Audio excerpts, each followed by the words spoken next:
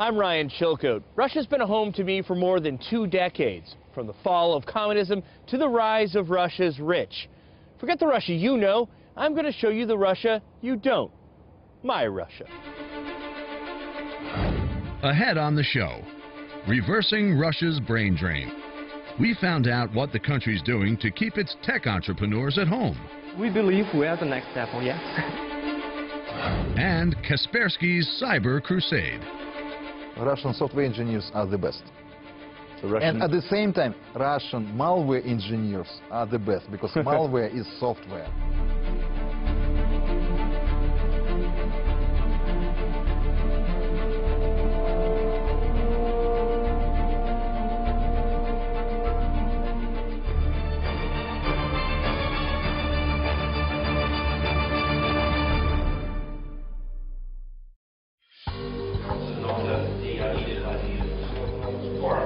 It's the chance of a lifetime.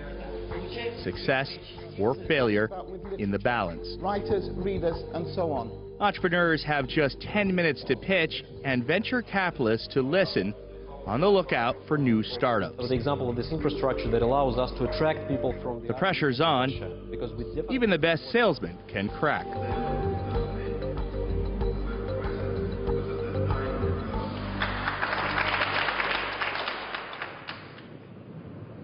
This isn't Silicon Valley, and it's not Moscow either.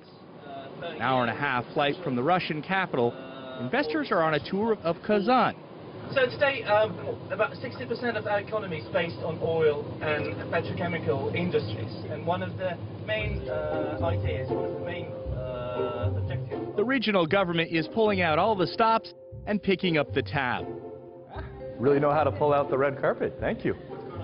Tatar Rice Krispies? Wining and dining a group of venture capitalists. That's really nice. Thank you very much. That means in your account, but... Kazan's IT park is the main attraction. It's brand new and the largest such venture in Eastern Europe. Russia boasts a deep tradition of excellence in science, math, and engineering. Math and science graduates here are among the finest in the world. IT in Russia, it would seem, are a perfect fit. And an option when the oil runs dry. It is very simple. We want our economy to grow. And we believe that IT sector is a very good growth point because it takes no natural resources. It's not about extracting oil and making some refinery process. It's not about machinery. It's only dependent on intellectual resources. It's about attracting ambitious people, those who can innovate and invent new intellectual property. Speech recognition software. Cool. Let's give it a try. My name is Ryan. Меня зовут Ryan. It worked. I'm shown new inventions to improve voice recognition. And so what is this? Basically, this is a 3D analyzing and modeling system searching for oil.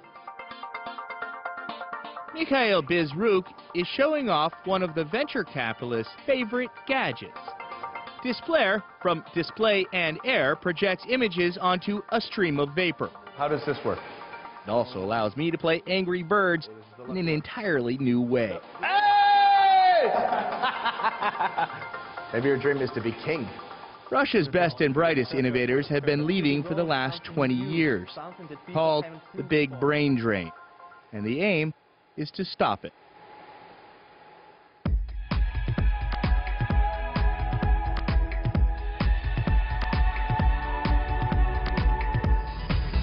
The IT park in Kazan is just a baby when compared to what lies ahead. Construction's begun on the mother of innovation parks in Skolkovo, in the outskirts of Moscow. This is the very first Yes, it's the first time it will be everything. Our Congress Center, our Conference Center, our headquarters, but first period of development of the project. The plan is so ambitious, some are calling it Russia's Silicon Valley. Skolkovo will include a university and an R&D center with heavyweight partners like Intel, Nokia, and Microsoft. Professor Ed Crawley is an MIT man who will head up the new university, Skolkovo Tech. Even for a rocket scientist, this sounds a bit ambitious, no? This is audacious. It's beyond ambitious. But I call it a once-in-10 lifetimes opportunity to establish a new technical university of world class in a place that's as rich with intellectual tradition as Russia. How do you know that this idea really has legs?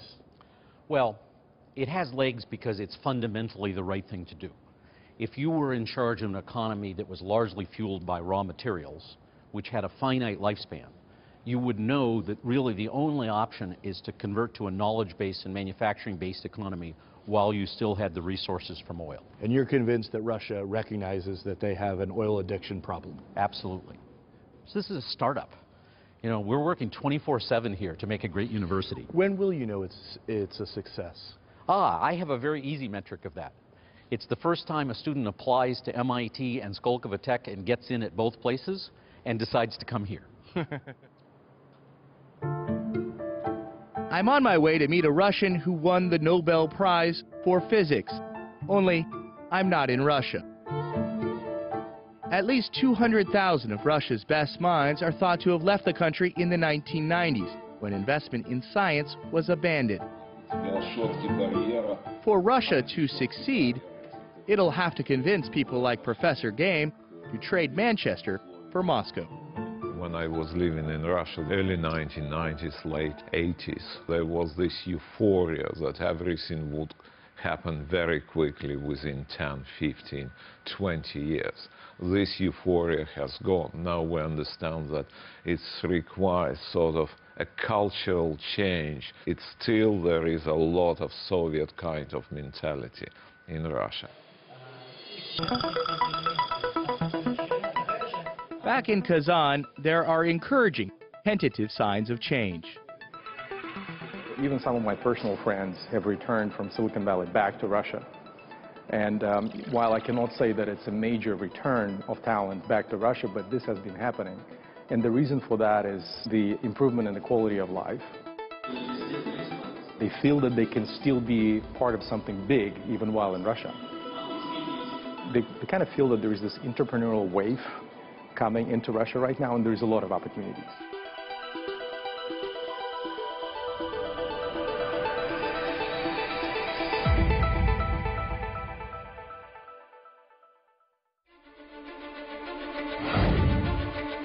Still to come on Ryan's Russia, he travels the world fighting crime, and his enemies are everywhere. Right now, are we vulnerable? Yes, of course. So I shouldn't be so relaxed right now. I'm here, so you may relax.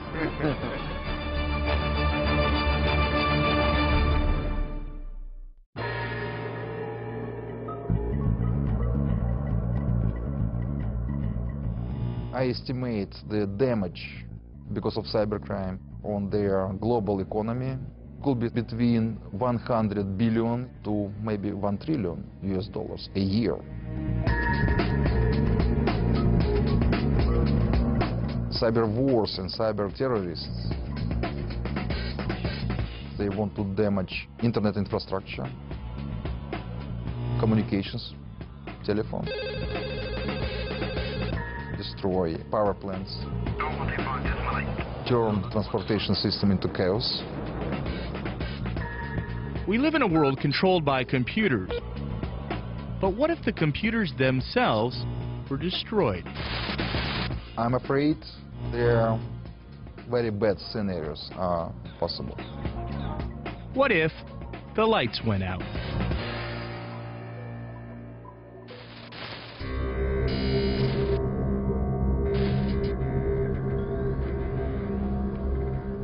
Eugene Kaspersky is both dramatic and funny. This is how you see yourself? Yeah, like this, yes. Owner and co-founder of Europe's largest internet security company, We have a lot of statistics from our service. his job is to keep the computers of 300 million people up and running. So this is Trojans which are pretending to be antivirus. Spies. Kaspersky shows me what his engineers are up against in the virus lab.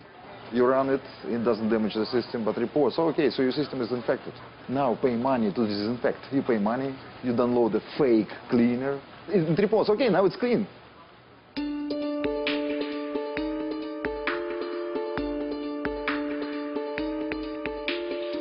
The KGB-educated cryptologist started disinfecting computers in the 1990s.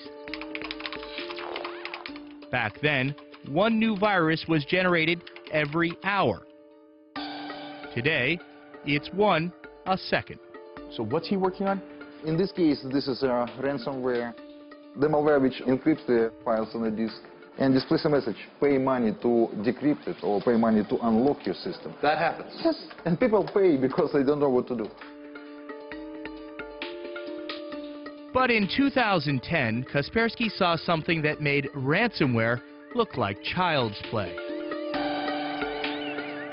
A virus had destroyed the machines at the heart of Iran's nuclear program by telling them to spin out of control until they destroyed themselves. And it worked.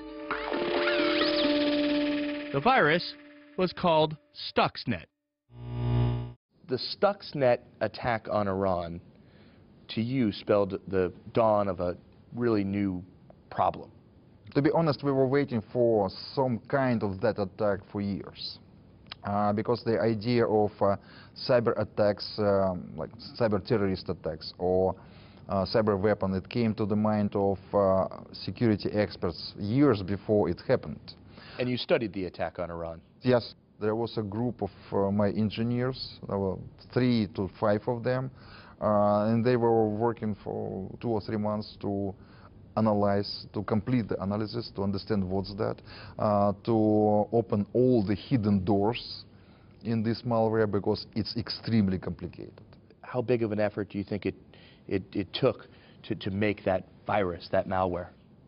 20, 30, maybe more people, and at least 1 year of work. You learned from it. Do you think that the Iranians learned from it? I'm afraid yes. And that's why I'm definitely against cyber weapon and cyber wars because it's a boomerang. It's very... I hit you, you say, oh, that's how he hit me, and you hit back. Exactly. So it's possible, well, it's not easy, but it's very possible to learn from this attack. If a victim doesn't have enough of engineers, they can employ engineers.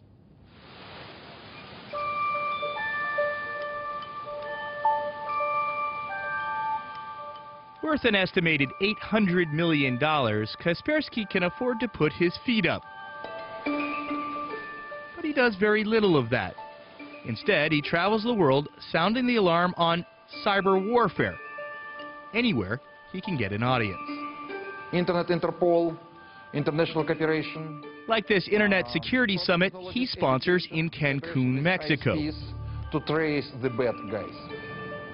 Or in snowy Davos, Switzerland, where international leaders gather annually at the World Economic Forum. But convincing governments the internet should be an area free of military activity isn't easy. I caught up with Kaspersky and his campaign in London, just after the British military set up its own unit of cyber soldiers. You recognize when you say cyber warfare, a lot of people are going to think that you're being sensationalist. The cyber weapon is a really new, and unfortunately not many people recognize it as it's a dangerous stuff. Most of governments, most of officials, which are responsible for their military projects, they think it's a new opportunity for them. So it's not essential for them. Now it's a reality. And the problem is that there are many governments already announced that they are going to invest in the cyber weapons and the military cyber divisions. And you could shut down life in the UK? I am not so comfortable to talk about the real scenarios. 380, expected 250. Turn left heading 230, Gallon 30. Kaspersky's crusade to save the cyber world continues. We're on our way to Russia. How much do you travel? Oh, a lot. More than 90 flights a year. You talk a lot about how vulnerable we are to cyber criminals, cyber terrorists, cyber warfare. Right now, are we vulnerable? Yes, of course. On the plane. So I shouldn't be so relaxed right now. Yeah, right now you may, I'm here, so you can, so you may relax. Any serious construction, planes, cars, they depend on IT, and without IT systems, they simply they can function. Ladies and gentlemen, welcome to Moscow. Thank you for using services of airport.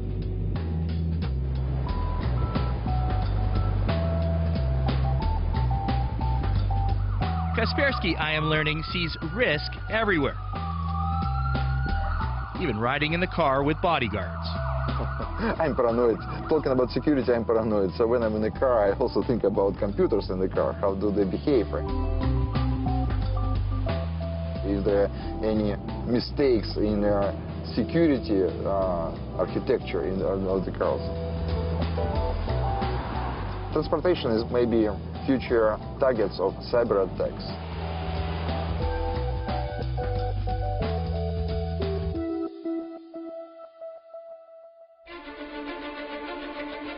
After the break, hacktivism.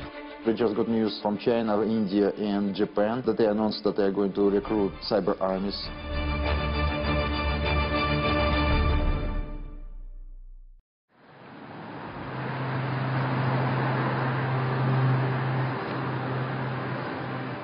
Russia doesn't just produce Kasperskys, it's also one of the world's biggest producers of so-called black hat hackers.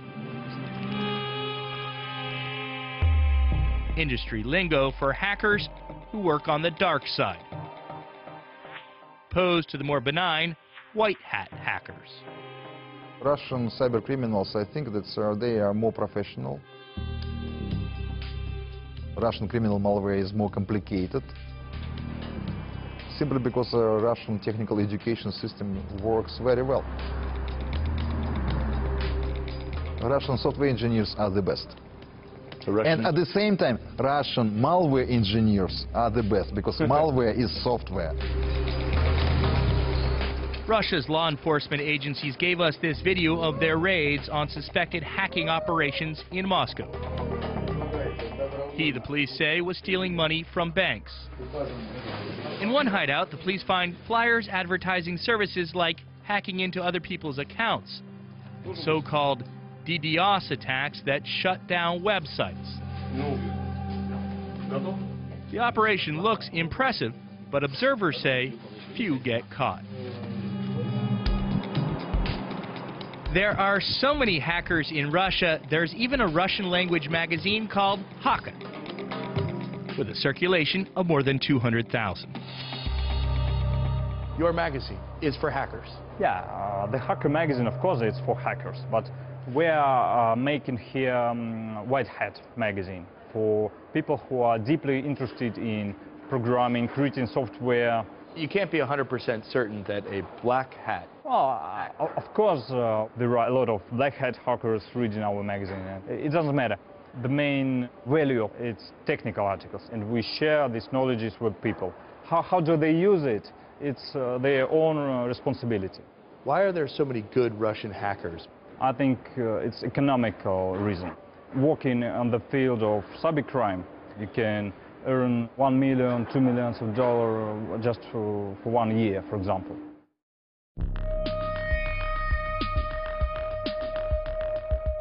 In Russia, hacking isn't only about stealing, it can also be political. Hackers who act as activists are called hacktivists. Government officials get hacked. Opponents of the government get hacked. Anton Nosik, a Kremlin critic and architect of many of the country's social networks, says his blog is assaulted on a daily basis. There are successful things that they pull off, like spam attacks, flood attacks, trolling attacks. That they create robots that post incessant comments in my name, in my blogs, in all of my blogs, mentioning me. So every day I get tens of emails informing me that there has been an attack, an attempt to log in as me, in my PayPal, in my Yahoo, in my Google, in my Amazon. Американец приезжает в Лондон. Back home, Kaspersky doesn't like what he sees. The number of cyber soldiers, possibly already in the tens of thousands, is growing. Activists who use hacking to accomplish their goals. Your big concern is eventually they become government agents. Unfortunately, yesterday we just got news from China, India, and Japan that they announced that they are going to recruit hacktivists, cyber armies to fight with the future enemies in the future cyber conflicts. And I'm afraid it's one more bad news because governments, they are too serious about cyber weapons, and I'm afraid it makes this world less stable and less safe and secure.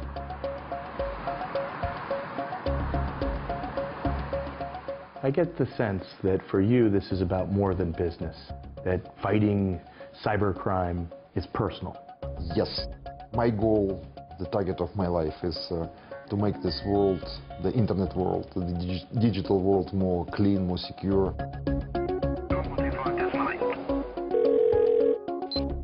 It's a mission which drives you, which makes you to think all the time. And I think it's the right way to do good things in this world.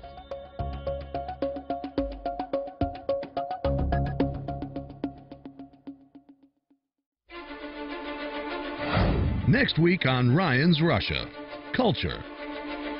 In Russia, chess isn't just a game, it's a sport. And then we delve into Russia's delicacies. You probably know almost nothing about Russian cuisine. Fear not, I'm a bit of an expert. And then it's Russia's newest export, rock and roll.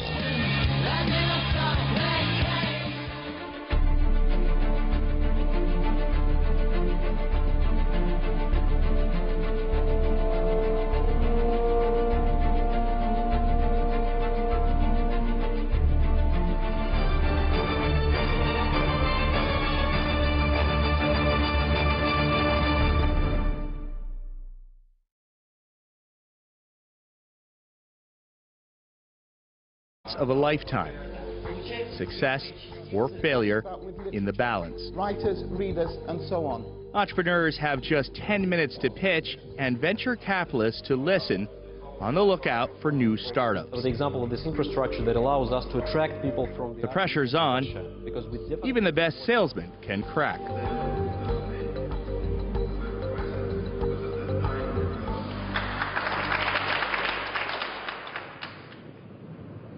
This isn't Silicon Valley.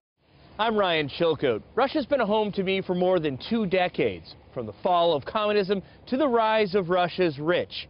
Forget the Russia you know. I'm going to show you the Russia you don't. My Russia. Ahead on the show, reversing Russia's brain drain. We found out what the country's doing to keep its tech entrepreneurs at home. We believe we are the next Apple, yes. And Kaspersky's cyber crusade. Russian software engineers are the best. And at the same time, Russian malware engineers are the best, because malware is software.